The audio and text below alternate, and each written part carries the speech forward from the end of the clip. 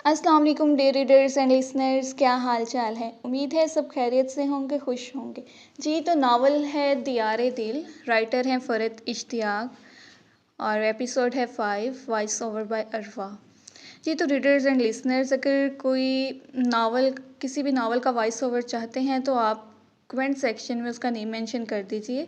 और जो है खुद से अगर कोई नावल रीड करना चाहता है तो वॉइस को आप म्यूट कर सकते हैं। और अगर कोई आवाज़ सुनना चाहता है तो चलिए जी हम स्टार्ट करते हैं। लेकिन नावल का आगाज़ करने से पहले जल्दी से चैनल को ज़रूर सब्सक्राइब कर लीजिए। उसके हाउस जॉब की तो खैर उन्हें जो फ़िक्र थी सो थी, मगर असल फ़िक्र उन्हें मम्मी की थी। बेटा, तुम्हारी मम्मी वहाँ तन्हा है, तुम्हें अब उनके पास चले जाना चाहिए। मेरी तबीयत यूँ भी अब पहले से बेहतर है। वो इनके दिल को रंज पहुँचाती कोई बात भी उनसे करना नहीं चाहती थी, इसलिए हल्के फुल्के खुशगवार अंदाज में उन्हें ये बताने लगी कि वो टोरंटो खाला से मिलने गई हुई हैं और अभी चंद माह वहीं रहेंगी, लिहाजा उनके लाहौर में अकेले होने का कोई मसला ही दरपेश नहीं, इसलिए वो यहाँ इत्मीनान से खूब लंबा रह सकती है।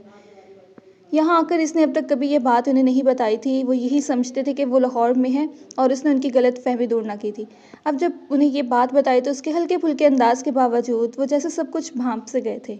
उन्होंने उसे कुरेदा। पहले वो बात को यहाँ वहाँ घुमाती रही, मगर उनके पे हम इसरार पर आखिर उसे सच्चाई बतानी ही पड़ी। वो कनाडा मुझसे नाराज़ होकर गई हुई हैं। क्या यहाँ आने पर? वो बेख्तियार उठ बैठे, हद दर्जा मुतफक्कर और परेशान। आप और किस किस नाकर्दा गुनाह का इल्ज़ाम अपने सर लेंगे आगा जान? यहाँ आने पर नहीं, वो इससे बहुत पहले मुझसे नाराज़ होकर टोरंटो चली गई थी। जब मैं यहाँ आई तो उन्हें गए 15 रोज़ हो चुके थे। आप वली से पूछ लें, मैं अपने घर को ताला लगा कर आई थी। उसने खुद को रोने से रोका था। वो उनके सामने बिल्कुल भी नहीं रोती थी। वो उनके सामने कोई तकलीफ़ देता मौजू छेड़ा भी ना करती थी, मगर अब उनके इसरार पर उसे ये दुख देता मौजू उठाना ही पड़ा था। और तुम 15 दिनों से अकेली रह रही थी। उन्हें अनजाने कौन कौन से वहम और परेशानियां सताने लगीं। आप परेशान क्यों होते हैं आगा जान? तब जो कुछ भी हुआ अब तो मैं आपके पास हूँ, बिल्कुल महफूज और अमान में। और आप मम्मी की नाराज़गी की फ़िक्र मत करें, इंशाल्लाह बहुत जल्द वो अपनी सारी नाराज़गी भुला देंगी। हाउस जॉब और मेरा प्रोफेशन में हर चीज़ के मुतालिक पूरी संजीदगी से सोचूंगी, मगर अभी नहीं। पहले आप पूरी तरह ठीक हो जाएं, उठकर चलने फिरने और अपने सारे काम खुद करने के काबिल हो जाएं। तब तक का ये वक्त मैं सिर्फ़ और सिर्फ आपके साथ गुजारना चाहती हूँ। और ये तो खैर आप भूल ही जाएं कि मैं अब आपको छोड़कर यहाँ से कहीं जाने वाली हूँ। आपको तंग करने को रहूँगी तो मैं अब हमेशा यहाँ पर ही। वो मम्मी किससे नाराज़गी और कनाडा गए होने का सुनकर खासे मुतफक्कर हुए थे। अपनी बीमारी की वजह से नवंबर और दिसंबर के महीनों में वो उसकी खैरियत ना खुद पता कर सके, ना वली से करवा सके थे, जैसे हमेशा कर लिया करते थे, वरना तो उसके अकेले रहने का उन्हें पहले ही पता चल जाता। वो उन्हें परेशान नहीं करना चाहती थी, इसलिए मुस्कुरा रही थी, और वो इससे अपने लिए परेशान होता नहीं देख सकते थे, इसलिए मुस्कुरा रहे थे। आप दिल को दिमाग पर फोकियत देते हैं? उसने आगा जान से पूछा। वो उनके साथ बैठी गपशप कर रही थी। लंच के लिए उनका प्रेजी सालन चढ़ा कर आने के बाद वो उनके साथ बैठी थी और इधर उधर की बातों का जिक्र निकलते निकलते वो उन्हें ये बताने लगी कि उनकी कुछ बातें उसे उसके डैडी ने बचपन में बताई थी। वो दिलचस्पी से उसके लबों से अपने ही फिक्रे सुन रहे थे और यकीनन ये जानकर बेपनाह खुश भी हो रहे थे कि उनके बेटे ने उनसे दूर चले जाने और बज़ाहिर खफा नजर आने के बावजूद भी दर हकीकत उन्हें हमेशा अपने दिल में आबाद किए रखा था। तभी तो उनकी बातें अपनी बेटी को बताया करता था। वो उसका सवाल सुनकर मुस्कुराए। हाँ, इकबाल का सच्चा मुतक़िद हूँ ना, इसलिए। फिर उसे बगौर देखते वो उसी धीमी मुस्कुराहट को चेहरे पर लिए नरम लहजे में कहने लगे, तुम अल्लाह को अपने रब को दिल से मानती हो या दिमाग से? यकीनन दोनों से मानती होगी, मगर इन दोनों के मानने में बहुत फ़र्क है। दिल अल्लाह को बेदलील अपना रब मानता है और दिमाग दलील के साथ। अपनी मुस्कुराहट को चेहरे पर लिए मज़ीद कहने लगे, तुम्हारी मेडिकल साइंस की ज़ुबान में अगर बात करूँ तो तिब की एक किताब में पढ़ी कुछ बातें तुमसे शेयर करूँगा।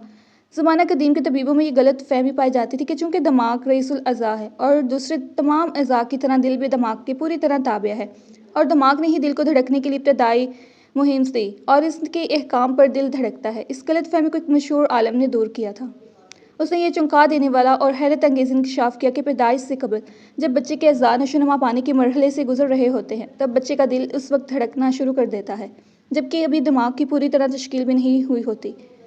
इस बात ने दुनिया भर के डॉक्टरों और साइंसदानों को आज तक सरगर्दान रखा है कि वो क्या कुव्वत है जो दिल को अव्वल से धड़कना सिखाती है। वो पढ़ी लिखी किताबी किस्म की बातें करने लगे थे। अरस्तु ने कहा था कि दिल ही एक अज़ू है जो सबसे पहले हरकत करता है और सबसे आखिर में उसकी हरकत बंद होकर सुकून में तब्दील हो जाती है। भाई, ये अल्लाह की मशीयत, उसका कानून और उसका फ़ैसला है कि उसने दिल को दूसरे तमाम अज़ा पर फ़ोक़ियत दी है। آپ اپنے جسم کے جس عضو سے سب سے زیادہ پیار کرتے ہیں اس نے آپ کو کس قدر تنگ کر رکھا ہوا ہے۔ وہ ان کی بیماری کا لطیف پہرائے میں ذکر کرتی شرارت سے مسکرائی تھی۔ وہ بھی جواباً کھل کر ہنسے۔ کچھ دیر ان کے بیچ یہی موضوع رہا۔ وہ دل کے قصیدے پڑھتے رہے، وہ سنتی رہی اور جوابی تبصرے کرتی رہی۔ کافی دیر بعد جب یہ موضوع ختم ہوا تب کچھ خیال آنے پر وہ اس سے بولے، بیٹا میں اپنی وصیت تیار کروا رہا ہوں، یہ گھر میں روحی کے نام کر رہا ہوں اور تمہارے۔ وہ بولتے بولتے اس کے چہرے کے رنگوں کو یک دم ہی پھیکا پڑتا دیکھ کر یک لخت چپ ہوئے۔ اب بھی وہ مسکرا رہی تھی، ان کے ساتھ شوخی و شرارت بھری باتیں کر رہی تھی۔ اور اب فارا بیٹا کیا ہوا؟ آغا جان آپ نے مجھے دل سے معاف نہیں کیا، آپ نے مجھے دل سے معاف نہیں کیا نا؟ وہ ان کے پاس بیڈ پر چڑھ کر بیٹھی ہوئی تھی، وہ ایک دم ہی ان سے دور ہٹتے رونے لگی تھی۔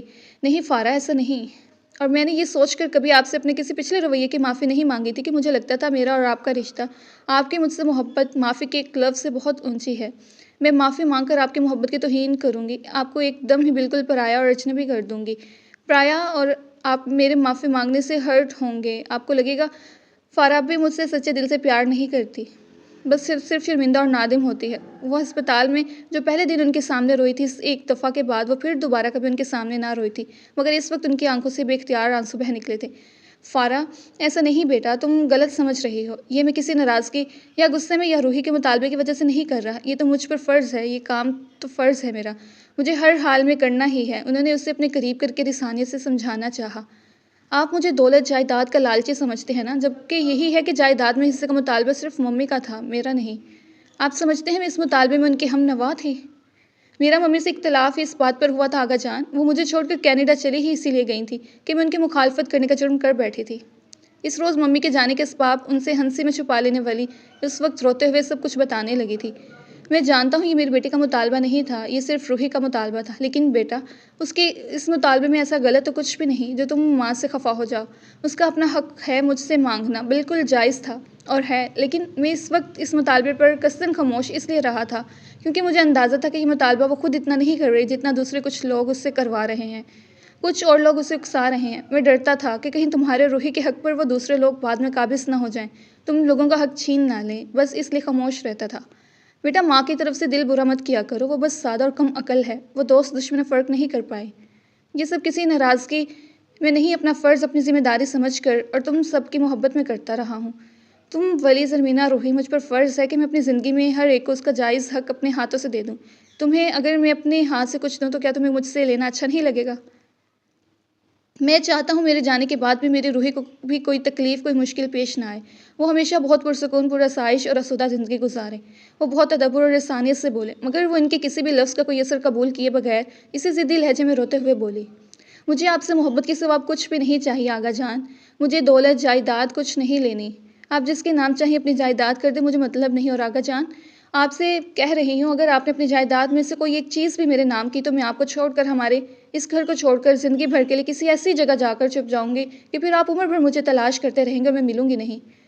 وہ ان کے سینے میں منہ چھپا کر رو رہی تھی، میرے ضدی بیٹے کی ضدی بیٹی، جو تم کہو گی وہی ہوگا، اب یہ آنسو فوراً صاف کر لو ورنہ میں تم سے ناراض ہو جاؤں گا۔ اس کا چہرہ اپنے ہاتھ میں لے کر انہوں نے اسے بہت پیار بھری خفگی سے ڈانٹا۔ وہ آغا جان کی جائیداد کی بات کرنے سے بے حد مضطرب ہوئی تھی، گو انہوں نے وہ موضوع وہیں ختم کر کے پھر اس پر کبھی کچھ نہ کہا تھا۔ حقیقتاً ڈسٹرب ہوئی تھی وہ۔ دوسری طرف ممی کی طویل خاموشی تھی، مگر وہ ان کی اس خاموشی کے کیا معنی نکالے۔ تیسری طرف ولی اور اس کی پراسرار خاموشی تھی۔ آغا جان اور زرمینہ دونوں نے اس کی سچائی اور خلوص کو، اس کے بدل جانے کو سچے دل سے قبول کر لیا، اور ولی وہ کیا سمجھتا ہے، وہ بدلی نہیں، صرف اپنے طے کے 3 مہینے گزار رہی ہے۔ کیا آغا جان سے جائیداد کی تقسیم کی بات بھی اس نے کروائی تھی؟ آغا جان اور زرمینہ نہیں جانتے تھے، لیکن ولی بخوبی جانتا ہے کہ وہ یہاں کس طرح آنے پر آمادہ ہوئی تھی، وہ اس کی نگاہوں میں کس مقام پر تھی، اسے اندازہ تھا۔ وہ اس سے آغا جان کے متعلق بات کرنے کے علاوہ کسی بھی اور موضوع پر کبھی ایک لفظ نہیں بولتا تھا۔ ان کا ہر تعلق صرف آغا جان کی وجہ سے تھا، اور اگر ساتھ اٹھتے بیٹھتے، کھاتے پیتے یا بولتے تھے تو صرف اور صرف ان کی خاطر، ان کی وجہ سے کاغذ پھاڑ کر پھینک دینے یا جلا دینے سے وہ اپنی اس روز کی باتوں سے مکر نہیں سکی تھی۔ لیکن وہ پھر بھی اس سے اپنے پچھلے رویوں پر معذرت کر کے اسے اپنا یقین دلا کر اس کی نگاہوں میں کچھ عزت پانا چاہتی تھی، اس لیے کہ وہ ولی کے ساتھ اپنے رشتے کو ختم کرنا نہیں چاہتی تھی۔ ہاں یہ سچ تھا، 100% سچ، یہ اس کے باپ کا مرنے سے پہلے بیٹی کے حق میں آخری فیصلہ تھا، اسے اپنے باپ کے اس آخری فیصلے کی عزت اور اس کا پاس رکھنا تھا۔ فارا تمہیں کیا لگتا ہے تمہارے ڈیڈی تمہارے ساتھ کیا کبھی کچھ برا کر سکتے ہیں؟ نہیں، آپ میرے ساتھ کبھی کچھ برا نہیں کر سکتے۔ یہ سوال روز رات اس کے کانوں میں گونجا کرتا تھا، پر اس کا جواب اس نے آج رات روتے ہوئے بے آواز دیا تھا۔ برسوں باپ کے اس ایک فیصلے پر شاکی وہ اس سے دل ہی دل میں خفا رہتی تھی، مگر اب جانتی تھی کہ بہت چاہنے والا باپ اپنے مرنے سے صرف 3 دن پہلے بیٹی کے حق میں کچھ برا کر ہی نہیں سکتا تھا۔ وہ فیصلہ ان کے دل کا فیصلہ تھا۔ فیصلہ کرنے کے لمحے میں شاید انہوں نے اپنے دل کی آواز سنی تھی، جو کسی سانحے کے رونما ہونے کی انہیں پیشگی خبر دے رہا تھا۔ معیز اس کی پسند، اس کی خواہش ضرور تھا، محبت ہرگز نہیں، لیکن اگر وہ اس کی محبت ہوتا تب بھی وہ ایک بیٹی کا فرض نبھاتی، اسی راستے کا انتخاب کرتی جو راستہ اس کے لیے اس کے باپ نے چنا تھا۔ اور جب وہ یہ سوچ چکی، فیصلہ کر چکی، تو اب اسے ولی کے پاس جانا تھا۔ وہ خاموش بیٹھ کر سکون سے وقت نہیں گزار سکتی تھی۔ اسے اس کے سامنے اپنے تمام بدترین اور بدصورت رویوں کی وضاحت کر کے، معافی طلب کر کے اسے سب کچھ نئے سرے سے شروع کرنے کی بات کرنی تھی۔ یہ بہت مشکل کام تھا، بہت ہی زیادہ مشکل، جس سے وہ ہمیشہ چیخ چیخ کر طلاق کا مطالبہ کرتی رہی ہے، جس سے اس نے ہمیشہ اعلان نفرت کا اظہار کیا، جس کے ساتھ وہ یہاں آئی ہی طلاق ملنے کی امید پر ہے۔ اس سے کہنا کیا اسے بھلا کر زندگی نئے سرے سے جئیں کوئی آسان اور معمولی بات نہیں تھی۔ سوچ لینے، فیصلہ کر لینے کے باوجود اسے ولی کے پاس جانے کی ہمت کرنا مشکل ہو رہا تھا، مگر زندگی میں جو کچھ غلط وہ کر چکی تھی اسے ٹھیک کرنا، سنوارنا بھی تو اسے خود ہی تھا۔ اگلے روز دوپہر میں آغا جان کے کھانے کے بعد سو جانے پر وہ اپنے پورشن میں آ گئی۔ آج اسے ولی سے بات کرنا تھی، مگر اس سے بات کرنے سے قبل وہ معیز سے بات کرنا چاہتی تھی۔ پہلے نفرتوں میں اندھے ہو کر کبھی سوچا نہیں تھا، اب سوچتی تو اسے خود پر شرم آیا کرتی تھی کہ کسی کی منکوحہ ہو کر وہ کسی اور کا شادی کا پیغام قبول کیے بیٹھی تھی۔ اگر یہ طے کر چکی تھی کہ اسے ولی کے ساتھ نہیں رہنا، اسے طلاق لینی ہے، تب بھی جب تک اس کے نکاح میں تھی، کیا اخلاقی لحاظ سے یہ مناسب تھا کہ وہ کسی دوسرے کا شادی کا پرپوزل قبول کر لیتی؟ جب دوران عدت عورت کو کسی کا شادی کا پیغام قبول کرنے سے منع کیا گیا ہے، تو کسی کے نکاح میں ہوتے یہ مذہباً کیسا فیل ہوگا؟ معیز نے تو اسے پرپوز کیا ہے، اور اس کا پرپوزل قبول کیے اسے 10-11 ماہ سے زیادہ کا عرصہ نہیں بنتا، جبکہ ممی تو یہی رشتہ تجمل ماموں کے ساتھ آج سے 2-2.5 سال پہلے طے کر چکی تھی۔ وہ ممی پر اس رشتے کو قبول کر لینے کا الزام ڈال کر خود کو بے قصور ثابت نہیں کر سکتی تھی۔ میڈیکل فائنل ایئر کی طالبہ اتنی نادان اور ناسمجھ نہیں ہوتی کہ اسے اچھے برے صحیح اور غلط کی پہچان نہ ہو، اور اگر اسے یہ پہچان نہیں ہے تو اس پہچان کے نہ ہونے میں بھی قصور اس کا اپنا ہی ہے۔ یہ فروری کا وسط تھا، تقریباً 1.5 ماہ قبل معیز یہاں سے اس سے ناراض ہو کر گیا تھا۔ آغا جان کی تیمارداریوں میں مصروف، نہ کبھی اس نے معیز کو سوچا، نہ وہ اسے یاد آیا، نہ اسے اس کی ناراضگی کی فکر ہوئی۔ وہ اس سے ناراض تھا تو وہ تم روٹھے ہم چھوڑے کہ عملی تفسیر بنی اس سے یکسر بے نیاز والا تعلق، اسے مکمل فراموش کیے آغا جان کے ساتھ اپنے روز و شب گزارتی رہی۔ مگر پھر کچھ دنوں کی ناراضگی کے بعد اس کے موبائل پر معیز کی کالز اور میسج آنے لگے تھے۔ وہ اس کی کالز ریسیو نہیں کر رہی، اس کے میسیجز کا کوئی جواب نہیں دے رہی، پھر بھی وہ ہمت نہ ہارتا، اسے تقریباً ہر روز کالز کر رہا تھا اور بے حساب SMS روز بھیج رہا تھا۔ وہ اسے واضح الفاظ میں اپنے مستقبل کا فیصلہ سنا کر اس قصے کو ختم کر دینا چاہتی تھی۔ وہ معیز کو کال ملا چکی تھی، وہ اس کی کال ریسیو کرتا خاصا خوش و پرجوش تھا۔ شکر تم واپس آ گئی، مجھے یقین تھا تمہارا یہ بچپنا ایڈونچر جو بھی ہے کہیں جلد ختم ہو جائے گا۔ وہ جیسے سب ناراضگی اور شکوے بھلا چکا تھا۔ معیز میں پشاور سے کال کر رہی ہوں، آغا جان کے گھر سے، اپنے گھر سے۔ اس نے پرسکون انداز میں اس کی غلط فہمی دور کی۔ وہ ایک پل بالکل خاموش ہوا، شاید جواب میں فوراً کچھ کہہ نہ پایا تھا۔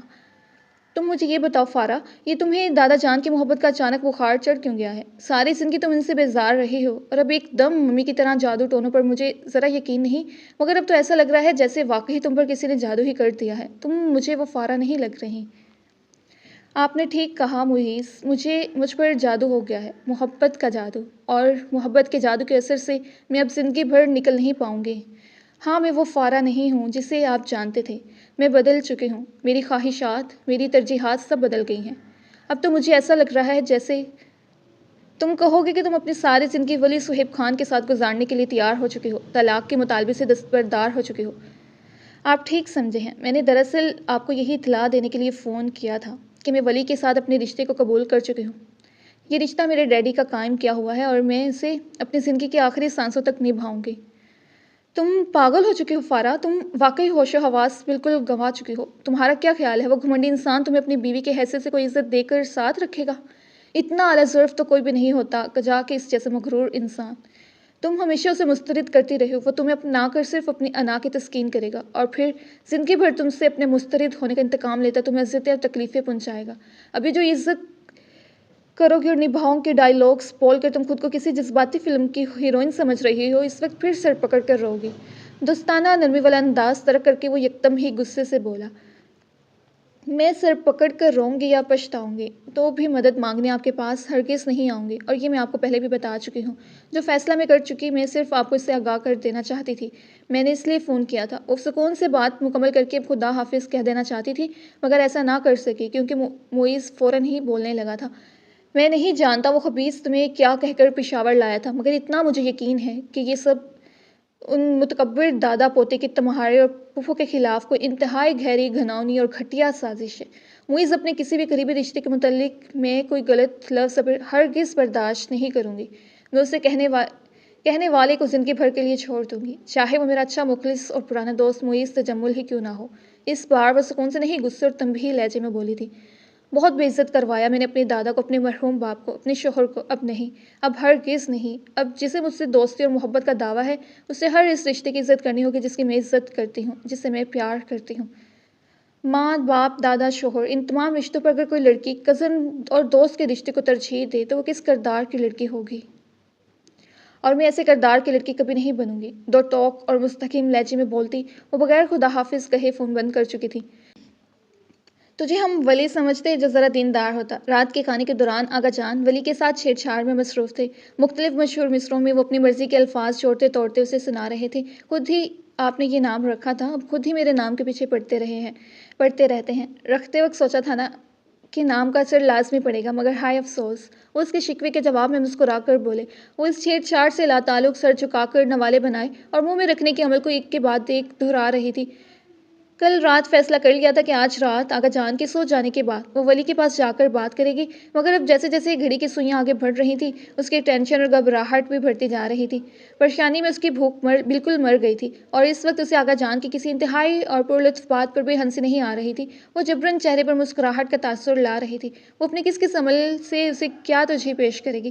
وہ اس کی چاہتے لٹاتا دادا ہے جو دادا نہیں ہے جو کوئی وضاحت مانگے بغیر اسے سینے سے لگا لے۔ اس کے ساتھ کزن کا رشتہ ہو یا شوہر کا، اس کے دونوں ہی رشتے انا رکھنے والے رشتے تھے۔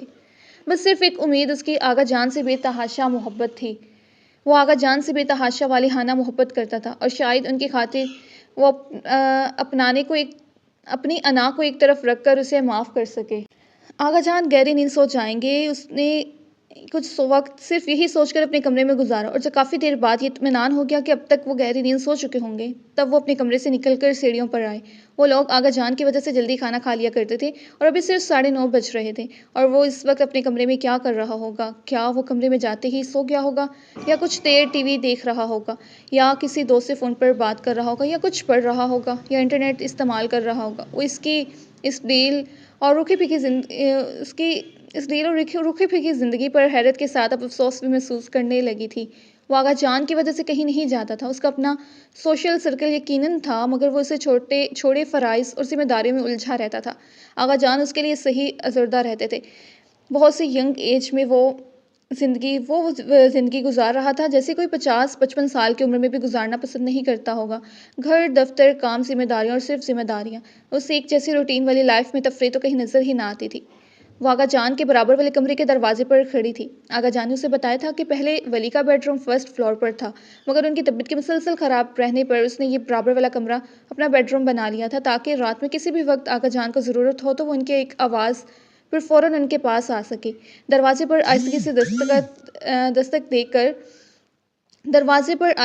دستک دے کر اس نے خود کو پرسکون رہنے کی تلقین کی۔ اسے ایک کمرے میں اندر آنے کی اجازت دیتے غالباً اس کے ذہن میں کوئی اور تھا۔ دروازہ کھول کر وہ اندر آئے تو اسے دیکھ کر اس کے چہرے پر جو حیرت پھیلی، اس نے اسے بتا دیا کہ اس وقت وہ اپنے کمرے میں کسی کی بھی آمد کی توقع کر سکتا تھا سوائے اس کے۔ اگر تم بزی نہ ہو تو مجھے تم سے کچھ بات کرنا ہے، اپنے اندر اعتماد اور جرأت پیدا کرتے وہ آہستگی سے بولی۔ اندر ہی اندر اس پر گھبراہٹ اور کچھ پریشانی طاری تھی، مگر وہ اسے عیاں ہونے نہیں دے رہی تھی۔ وہ بیڈ پر ٹانگیں پھیلا کر بیٹھا تھا، اس کے ہاتھ میں کتاب تھی، اور کمرے میں کوئی میٹھی سی دھن بھی مدھم سروں میں بج رہی تھی۔ ٹانگیں سمیٹ کر وہ سیدھا ہو کر بیٹھا، ریموٹ سے میوزک بند کیا اور ساتھ ہی اس سے بھی کہا بیٹھو۔ کتاب بند کر کے سائیڈ میں رکھتے اس نے فارا کو دیکھا۔ اب اس کے چہرے پر حیرت نہیں، صرف سنجیدگی اور خاموشی تھی۔ اسے کیا کہنا ہے وہ بہت کچھ سوچ کر اور جملے مرتب کر کے آئی تھی، مگر بات کا آغاز کرنا بے حد دشوار ثابت ہو رہا تھا۔ وہ خوشی سے اس کے بولنے کا انتظار کرتا اسے دیکھ رہا تھا۔ میں تم سے ہمارے نکاح کے بارے میں بات کرنا چاہتی ہوں، وہ ہچکچاتے ہوئے آہستگی سے بولی۔ یہ بات کہتے وہ اس کی طرف دیکھنے کا حوصلہ اپنے اندر پیدا نہیں کر پائی تھی، اس لیے نظر میں دانستہ اپنی گود میں دھرے ہاتھوں پر مرکوز کر رکھی تھی۔ وہ اس کے کچھ کہنے کی منتظر تھی، مگر وہ بالکل خاموش تھا، اور خاموشی کا وقفہ بے حد طویل ہو گیا تھا۔ کیا وہ کمرے سے اٹھ کر چلا گیا؟ وہ یہاں پر اکیلی بیٹھی ہے، اس نے بکھلا کر سر اوپر اٹھایا۔ وہ خاموشی سے اسے دیکھ رہا تھا، اس کے چہرے پر بکھری سنجیدگی کسی جذبے کا اظہار کر رہی ہے، وہ سمجھ نہ پائی۔ میں چاہتی ہوں ہمارا رشتہ ختم نہ ہو۔ آغا جان کے اس رشتے میں اتنی خوشی ہے، کیا ان کی خوشی کی خاطر ہم اس رشتے کو نبھا نہیں سکتے؟ وہ اس کی مسلسل خاموشی سے اپنا اعتماد کھونے لگی تھی۔ یہ کچھ تو بولے، الزامات ہی عائد کرے، برا بھلا ہی کہے، کچھ تو کہے۔ میں جانتی ہوں تم مجھے اچھا نہیں سمجھتے، میں نے ماضی میں ایسا کچھ کیا بھی نہیں جس کے بل بوتے پر مجھے اپنی اچھائی کا کوئی دعویٰ ہو۔ زرمینہ نے ہسپتال میں مجھے جو کچھ کہا، اگرچہ وہ بھی میرے گزشتہ اعمال کے مقابلے میں بہت کم ہی تھا، مگر تم نے مجھے اتنا بھی کچھ نہیں کہا۔ مگر تمہارے کچھ کہے بغیر بھی میں جانتی ہوں کہ تم مجھے اس سے بھی زیادہ برا سمجھتے ہو، شاید مجھ سے نفرت بھی کرتے ہو۔ تم مجھے کیسا سمجھتے ہو یہ اس بات سے واضح ہے کہ تم نے لاہور میرے پاس آ کر بجائے یہ کہنے کہ آغا جان شدید بیمار ہیں، مجھے دیکھنے کو تڑپ رہے ہیں، لہٰذا میں تمہارے ساتھ چلوں، مجھے اپنے ساتھ لانے کے لیے ایک معاہدہ میرے سامنے رکھا۔ میں اپنی کسی بھی پچھلی برائی سے انکار نہیں کر رہی، جو غلطیاں میری ہیں وہ میری ہی ہیں، انہیں کسی اور کے کھاتے میں ڈال کر میں خود کو بری ذمہ قرار نہیں دے سکتی۔ میں نے زندگی میں اب تک جو کچھ غلط کیا مجھے اس کا احساس ہے، اور میں اسے ٹھیک کرنا چاہتی ہوں۔ جو کاغذ تم نے مجھے دیا تھا وہ میں کب کا جلا کر ضائع کر چکی ہوں۔ میں اب یہاں سے بھی کہیں جانا نہیں چاہتی۔ میرے پاس میری کسی بدتمیزی، کسی بدسلوکی، کسی برے رویے کی کوئی جواز نہیں۔ جو کچھ میں نے کیا وہ سب کا سب سراسر غلط تھا۔ پھر بھی اگر تم اعلیٰ ظرفی سے کام لے کر مجھے معاف کر سکو تو میں چاہتی ہوں یہ رشتہ رہے۔ اس رشتے سے میرے ڈیڈی، تمہارے پاپا کی بہت سی خواہشات اور امید جڑی ہیں۔ اس رشتے سے آغا جان کی بے شمار خوشیاں وابستہ ہیں۔ اتنے دکھ دینے کے بعد میں اب انہیں مزید کوئی دکھ اپنی وجہ سے نہیں دے سکتی۔ کیا آغا جان کی خوشیوں کے لیے ہم دونوں پچھلی ہر بات بھلا کر اس رشتے کو نبھا نہیں سکتے؟ ٹھہر کر، بہت سنبھل کر اور محتاط ہو کر اس نے ایک ایک لفظ ڈرتے ڈرتے ادا کیا، اور جب کہہ چکی تب خوفزدہ نگاہوں سے اسے دیکھا۔ آغا جان کی خوشی کے لیے اس رشتے کو نبھائیں۔ وہ ایک پل بالکل خاموش رہا۔ اس پل بھر کی خاموشی کے بعد اس نے اس کے الفاظ بہت سکون اور سنجیدگی سے دہرائے۔ وہ غصے، نفرت یا اشتعال میں نہیں بلکہ بہت پرسکون اور ہموار لہجے میں اس سے مخاطب تھا۔ تمہاری غلطی پتہ ہے کیا فارا؟ تم نے ہمیشہ آغا جان کے ساتھ اپنے رشتے کو اس نکاح کے ساتھ ملا کر ایک ہی تناظر میں رکھا ہے۔ یہی غلطی تم اب بھی کر رہے ہو۔ تم نے ہمیشہ آغا جان کے ساتھ برے رویے بھی اسی لیے اختیار کیے کیونکہ تم اس رشتے سے ناخوش تھیں۔ آغا جان کے ساتھ تمہارا دادا پوتی کا رشتہ تو ایک بہت الگ رشتہ تھا فارا۔ آج اگر ہمارا رشتہ ختم ہو جائے تو کیا آغا جان سے، اس گھر سے، یہاں تک کہ مجھ سے بھی تمہارا ہر رشتہ ختم ہو جائے گا؟ تم دو الگ الگ چیزوں کو ساتھ کیوں ملاتے ہو؟ پہلے جب انہیں اپنے دادا کی حیثیت سے قبول کرنے کو تیار نہ تھی، اس گھر میں آنے پر راضی نہ تھی، تو اس رشتے کو ختم کر دینے کا اعلان کرتی تھی۔ آج جب آغا جان کی محبت قبول کر لی اور یہاں رہنے پر آمادہ بھی ہو گئی تو تمہیں یہ کیوں لگتا ہے فارا کہ تمہارے یہاں رہنے کی شرط یہ نکاح اور اس کا قائم رہنا ہے؟ اس نے کسی وضاحت کے لیے لب کھولنے چاہے مگر وہ دو ٹوک لہجے میں بولا، اب یہ موضوع چھڑا ہے تو پھر مجھے ساری بات کر لینے دو۔ تم اپنی غلطیوں پر شرمندہ ہو، پچھتا رہی ہو، اپنی غلطیوں کا ازالہ بھی کرنا چاہتی ہو، یہ سب ٹھیک ہے، لیکن ان غلطیوں کے ازالے کے لیے ایک ایسا رشتہ جسے کبھی تمہارے دل نے قبول نہ کیا کیوں نبھانا چاہتی ہو؟ شادی دلی خوشی کا نام ہے فارا، کسی جبر کا نہیں، کسی جبر زبردستی کا نہیں۔ ایک لڑکی جو میرے ساتھ اپنے رشتے کو قبول نہیں کرتی، میرے ساتھ رہنا نہیں چاہتی، میں اسے ایک معاہدہ کر کے اپنے ساتھ لے آؤں۔ وہ بوڑھے بیمار دادا کو دیکھے گی، یہ جانے گی کہ دادا کی یہ حالت میرے سبب ہے، تو بری طرح شرمندہ ہوتے، اپنے انکار سے تائب ہوتے اس رشتے کو قبول کر لے گی۔ یہ تو بہت سستی جذباتیت بلکہ انتہا درجے کی گھٹیا ترین حرکت ہے۔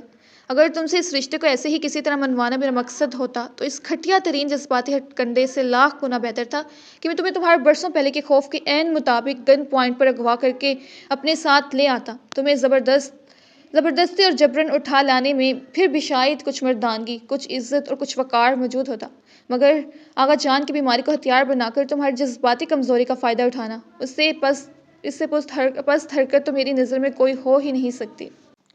اس نے کچھ کہنے کے لیے لب کھولے مگر اس نے پھر ہاتھ کے اشارے سے خاموش رہنے کو کہا۔ میں نے زندگی میں اپنے مقام اور وقار سے نیچے اتر کر کبھی کوئی کام نہیں کیا فارا۔ میں تمہیں یہاں اس لیے ہرگز نہیں لایا تھا کہ آغا جان کی حالت کا ذمہ دار خود کو سمجھ کر شرمندہ و نادم ہوتے تم مجھے قبول کر لو۔ آغا جان تم سے شدید محبت کرتے ہیں، یہ بات اب تم بھی اچھی طرح جانتی ہو۔ تم ان کے پاس آ کر رہنے لگو، ان کے بیٹے کی فیملی پھر سے ان کے پاس آ جائے، یہ نہ جانے ان کی کتنے برسوں کی پرانی خواہش ہے۔ مگر جب یہ خواہش پوری ہونے کی بجائے انہیں لگا کہ تم ان سے اپنا ہر حق ختم کر دینا چاہتی ہو، تب وہ شدید بیمار پڑ گئے۔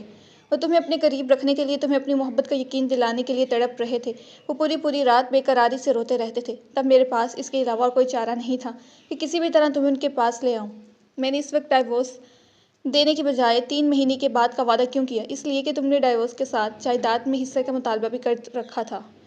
تمہاری طرف سے یہ دونوں مطالبے ایک ساتھ کیے گئے تھے، تم یہ دونوں چیزیں ایک ساتھ چاہتی تھی۔ میں اپنا اور تمہارا رشتہ خاموشی سے ختم کر کے تمہیں یہاں لا سکتا تھا، اور اگر جان کو یہ بات پتہ بھی نہ چلتی، مگر جائیداد کی تقسیم خاموشی سے ہونے والا کام نہ تھا، اور میں ایک مرتے ہوئے شخص کو یہ اذیت دینا نہیں چاہتا تھا کہ وہ اپنی اولاد کے مابین ہر رشتے اور ہر تعلق اپنی آنکھوں سے ختم ہوتا دیکھے۔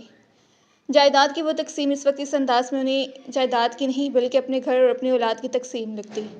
جائیداد کے نام پر جو تاثر اس کے چہرے پر پھیلا، وہ اس تاثر کو بغور پڑتا فوراً بولا، ہاں یہ بات میں اب جانتا ہوں کہ فارا، کہ جائیداد میں حصے کا مطالبہ تمہارا نہیں تھا، مگر تب میں یہی سمجھا کرتا تھا، اس لیے تب میں نے ان دونوں چیزوں کو کچھ مہینے بعد طے کرنے کا تم سے وعدہ کیا تھا۔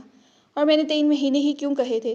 تو صرف اس لیے کہ مجھے تمہارے سامنے کوئی نہ کوئی ٹائم پیریڈ رکھنا تھا۔